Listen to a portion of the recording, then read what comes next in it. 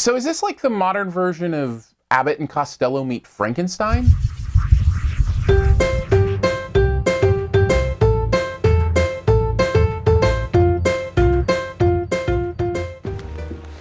Good evening. So, shall we? A potion? Carrion flies. They're in the possession of but one truly enviable talent. The ability to detect dead flesh.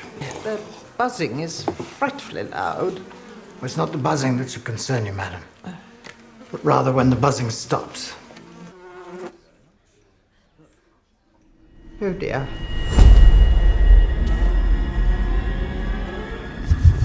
Pride and Prejudice and Zombies is the movie based on the book that dared to ask the question, what if the world of Jane Austen's Pride and Prejudice had also been inhabited by the living dead? And we dare to ask the question, was that a good idea, and did they make a good movie? Here's 5 things you might want to know before you go see Pride and Prejudice and Zombies. Right off the bat, let me answer the question many people are asking. No, this isn't a joke. This is for real. There are really zombies in this movie. This is a zombie film, despite being set in a period piece, that embraces everything that a zombie film can be. The way zombies eat human brains, the way we have to fight the living dead, we have to kill them with strikes to the head. All the zombie stuff is here. So take that as fair warning. If you enjoy zombie stuff, you'll enjoy it. If you don't, you won't.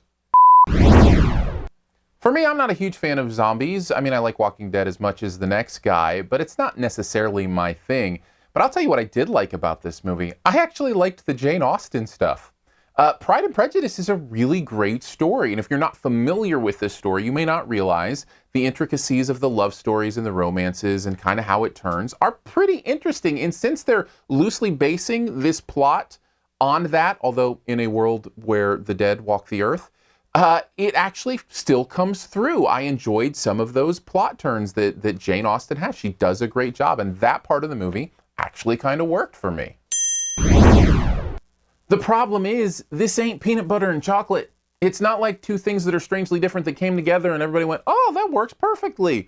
No, they don't work together. I'm racking my brain trying to see the Venn diagram of the movie lover who loves period dramas and also loves zombie gore flicks. Now, I'm not saying that person doesn't exist. I'm sure they do.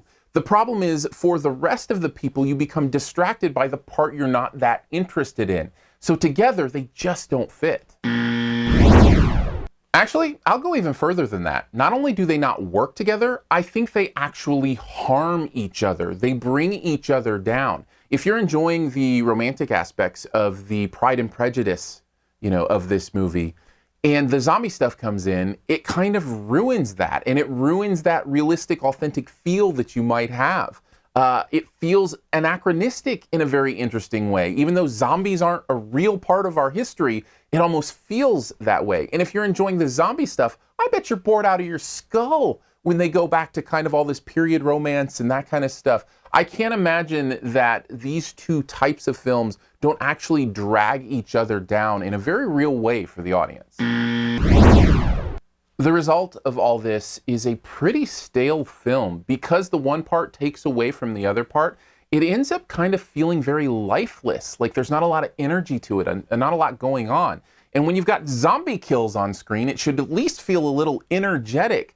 But because of what's going on with the Pride and Prejudice part, it doesn't. And I think that can drain any life that it might have had in it to begin with. Now, part of that may be that it just didn't make a great movie.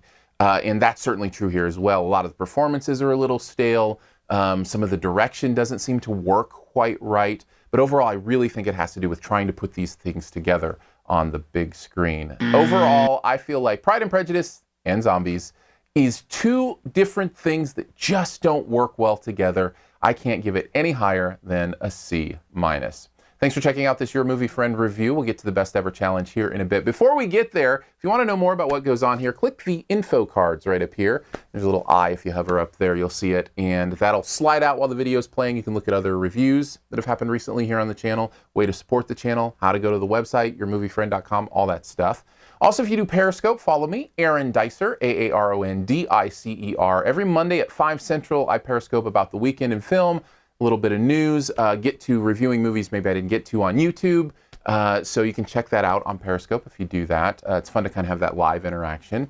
We also enjoy doing the podcast every Friday. SiftPop, SiftPop. If you do the podcast thing, iTunes, Stitcher, however you do that, you can subscribe to SiftPop, and we release those weekly on Fridays. All right, on to the Best Ever Challenge. This is where you name the best movie ever in a particular category and also try to identify my choice. Let's go with the best period drama ever. So what is your favorite period drama ever? Mine would have to be the one that is also my favorite ham and cheese sandwich that also includes powdered sugar and maybe a little bit of raspberry sauce to dip. Take a guess at mine in the comments. Leave your choice there as well. And as always, if you are first to get it right, you will get that point. Thanks, and here's 5 extra seconds to hit the subscribe logo right down in this corner.